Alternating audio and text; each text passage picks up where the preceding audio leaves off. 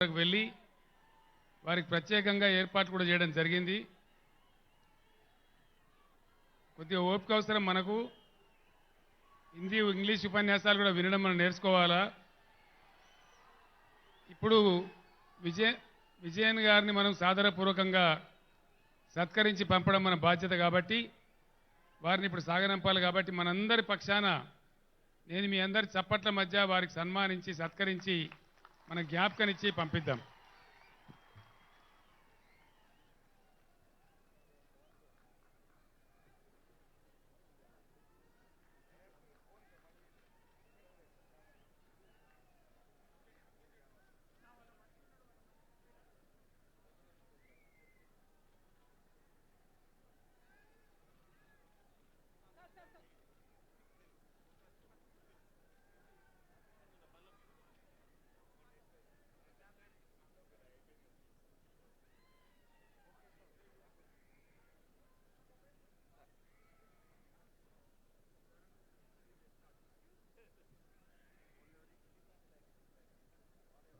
ఇప్పుడు మనము ఎర్ర జెండా నాయకుల ఉపన్యాసం విన్నాం.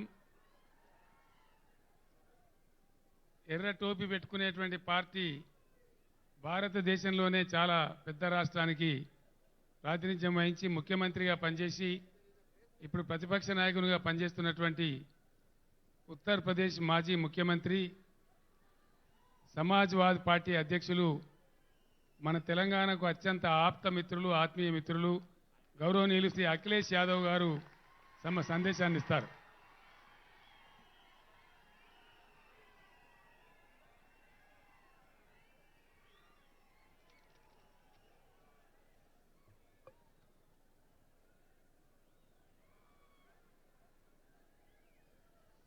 हमारे साथ मंच पर आपके सबसे प्रिय नेता और यहां के मुख्यमंत्री आदरणीय के चंद्रशेखर राव जी, मंच पर उपस्थित दिल्ली के मुख्यमंत्री अरविंद केजरीवाल जी, पंजाब के मुख्यमंत्री श्री भगवत मान जी, सीपीआई के जनरल सेक्रेटरी आदरणीय डी राजा जी और मंच पर उपस्थित सभी बीआरएस पार्टी के सभी वरिष्ठ नेता, यहां पर इस सभा में उपस्थित बीआरएस पार्टी के संगठन के सभी पदाधिकारी, मिनिस्टर्स, सांसद, विधायक, सभी नेता और बड़ी संख्या में जहां तक मैं देख सकता हूं मुझे लोग ही लोग दिखाई दे रहे हैं, सर दिखाई दे रहे हैं। मैं अगर बाईं तरफ देखता हूं मुझे लोग ही लोग दिखाई दे रहे हैं, सर दिख रहे हैं। दाईं तरफ देखता हूं तो सर दिखाई दे रहे हैं। showing the path. और मैं जब सामने देखता हूं, जहां तक देख सकता हूं वहां तक मुझे लोग दिखाई दे रहे हैं। मैं इस ऐतिहासिक धरती पर, खम्मम की ऐतिहासिक धरती पर मैं आदरणीय के सीआर साहब का बहुत बहुत धन्यवाद और आभार प्रकट करता हूं कि यहां पर इतनी बड़ी संख्या में आपने बुला करके पूरे देश को एक संदेश देने का काम किया है। आज सुबह से लगातार हम लोग काम देख रहे हैं। मैं सामने जहां पर बिल्डिंग में हम लोग बैठे थे, ये इंटीग्रेटेड जो ऑफिस बनी है, कॉम्प्लेक्स बना है, एक ये उदाहरण है सरकारों के लिए कि एक जगह कैसे अधिकारी बैठ सकते हैं और जनता को तकलीफ और परेशानी नहीं होगी, एक ही जगह पर समस्या का समाधान हो जाएगा। ये खम्मम वो धरती है जिसने हमेशा इतिहास बनाने का काम किया है।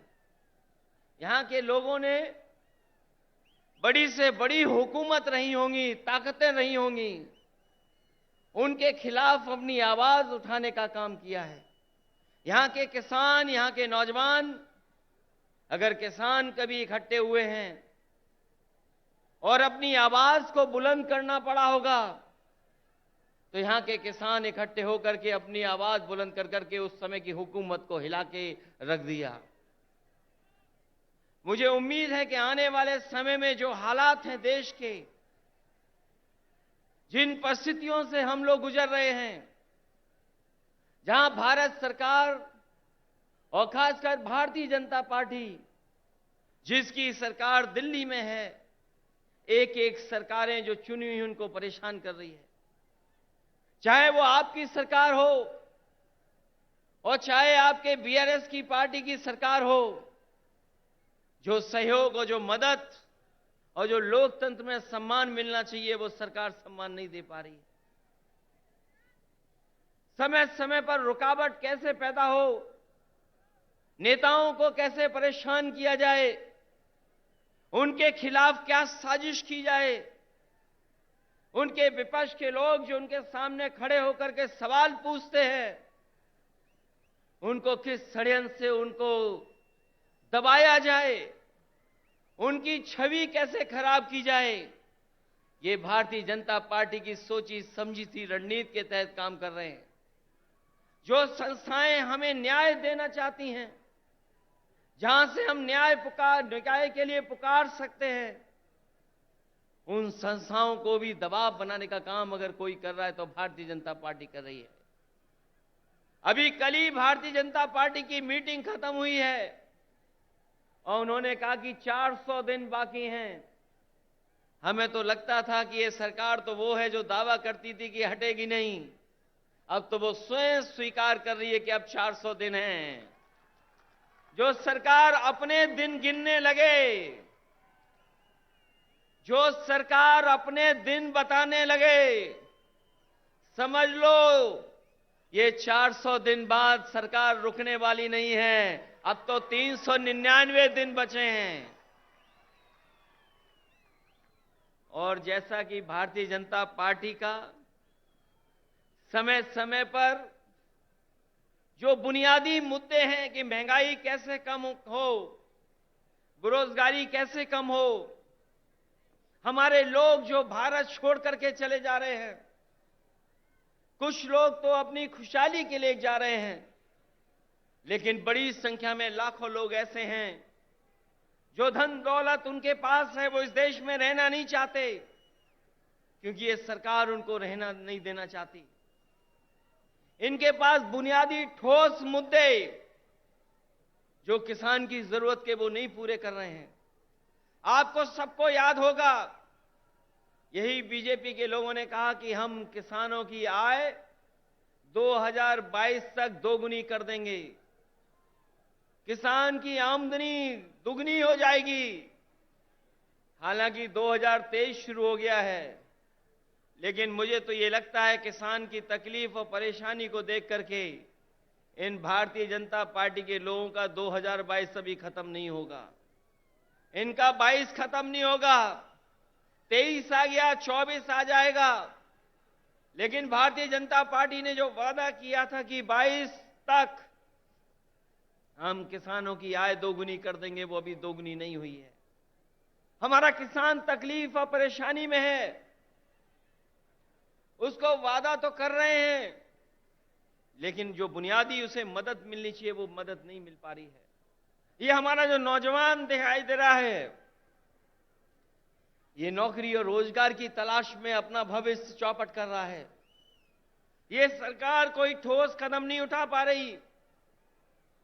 आपका प्रदेश में तो सरकार है जहां मुख्यमंत्री काम कर रहे हैं, लेकिन हम तो अपने प्रदेश में देखते हैं जहां पर बड़े पैमाने पर बेरोजगारी है। जैसे ही चुनाव आ गया है, इन्होंने तय कर लिया है कि जगह जगह इन्वेस्टमेंट मीट करेंगे और इन्वेस्टमेंट मीट के बहाने लोगों को धोखा देंगे। ये प्रचार के माध्यम से धोखा देना चाहते हैं। वैसे तो समय समय पर देश के लोग और देश के जो नेता होते हैं वो G20 की अध्यक्षता कर रहे हैं, लेकिन इस बार इन्हें मौका मिला है अध्यक्षता करने का। मुझे लगता है कि केवल चुनाव के लिए ही प्रचार करेंगे, उसमें कोई ठोस कदम नहीं उठाएंगे। इसलिए आज जब हम इतनी बड़ी संख्या में लोगों के सामने इकट्ठे हुए हैं, जहां मुझे लोग ही लोग दिखाई दे रहे हैं, उनके सामने मैं कह सकता हूं कि अगर तेलंगाना में सफाया हो रहा है बीजेपी का, तो उत्तर प्रदेश भी पीछे नहीं रहेगा। आप अपने प्रदेश से हटाइए, यूपी से हम लोग मिलकर के उनको हटाने का काम करेंगे। हम यूपी वाले यही जानते हैं कि जिन्हें प्रधानमंत्री बनना है वो उत्तर प्रदेश जरूर आते हैं। इसीलिए आपने देखा होगा गुजरात से उत्तर प्रदेश आए। अगर गुजरात से प्रधानमंत्री बन सकते होते तो शायद गुजरात को नहीं छोड़ते, लेकिन उत्तर प्रदेश के साथ जो धोखा हुआ है उसकी आप कल्पना नहीं कर सकते हैं। मां गंगा हमारी पूजा का, हमारी आस्था का, हमारी संस्कृति की स्थान है। एक पानी का जहाज चला करके, विलासता का जहाज चला करके न जाने क्या सपने दिखा रही है सरकार। और जिस मां गंगा को साफ हो जाना चाहिए था, मां गंगा वैसी की वैसी है, नदी साफ नहीं है, नदी को साफ नहीं कर पाए। मुझे खुशी है इस बात की कि जब मैं मुख्यमंत्री था उस समय आपके मुख्यमंत्री जी ने एक फैसला लिया था कि यहां पर किसानों के खेत तक और घरों में पानी पीने का कैसे इंतजाम किया जाए। वो जो इंटीग्रेटेड इरिगेशन सिस्टम का आपने शुरुआत की, मैं आपको बधाई देता हूं और जनता को भी बधाई देता हूं, उनका धन्यवाद देता हूं कि आपके प्रदेश से शुरू हुई योजना, जहां पर खेत को पानी, घर में पानी का इंतजाम किया, वही तो भारत सरकार नकल कर रही है। जो आज भारत सरकार नकल कर रही है वो कहीं ना कहीं आपकी देन है।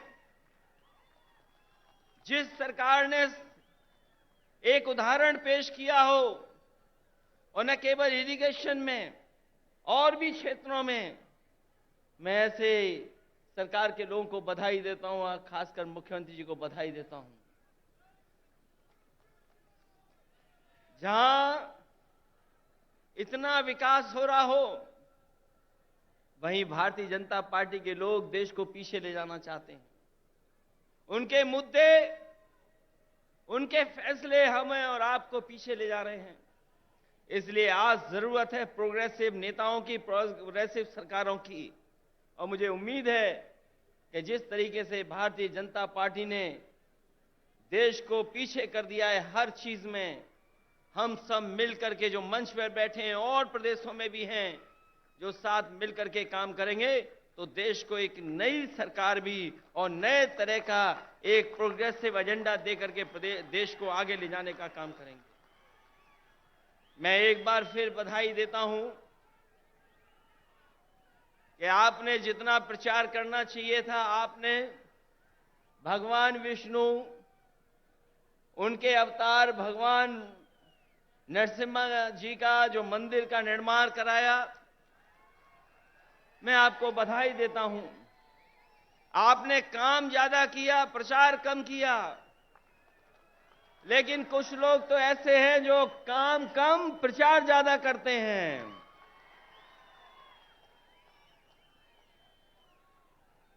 इसलिए जब अभी हम लोगों ने त्योहार भी मनाया है, हमारे यहां मकर संक्रांति का त्योहार तब मनाया जाता है जब सूर्य उत्तरायण हो जाता है। अगर हम मकर संक्रांति मनाते हैं तो देश में अलग अलग जगह अलग अलग त्योहार मनाते हैं। अगर सूर्य उत्तरायण हुआ है तो राजनीति दक्षिणायन चली गई है, और उत्तरायण से अगर कोई चीज शुरू हुई है और अगर दक्षिणायन राजनीति शुरू कर रहा है तो मुझे उम्मीद है कि आने वाले समय में बदलाव देश में आएगा और देश में एक नई सरकार होगी। ये भारतीय जनता पार्टी के लोग नहीं रहेंगे, क्योंकि इनके पास भ्रम और जाल फैलाने के अलावा कोई रास्ता नहीं है। ये समय समय पर भ्रम फैलाते हैं, समय समय पर जाल फेंकते हैं। ये भारतीय जनता पार्टी भ्रम जाल पार्टी है, इससे सावधान रहना। हम लोग तो सावधान कर ही रहे हैं, लेकिन आप लोग भी सावधान करना, जिससे देश में एक नया परिवर्तन आए। मैं इन्हीं शब्दों के साथ आप सबका बहुत बहुत स्वागत करता हूं, बधाई देता हूं। इस ऐतिहासिक धरती पर जो ऐतिहासिक जनसभा हुई है उसके लिए बहुत बहुत बधाई। और यहां पर जितने भी दूसरे दलों के नेता हैं, मैं उन सब का स्वागत करता हूं। और एक बार फिर आपके मुख्यमंत्री केसीआर राव साहब का बहुत बहुत स्वागत और बहुत बहुत धन्यवाद और बहुत बहुत बधाई हम सबको यहां पर इकट्ठा करने के लिए और लाने के लिए। बहुत बहुत धन्यवाद आपका।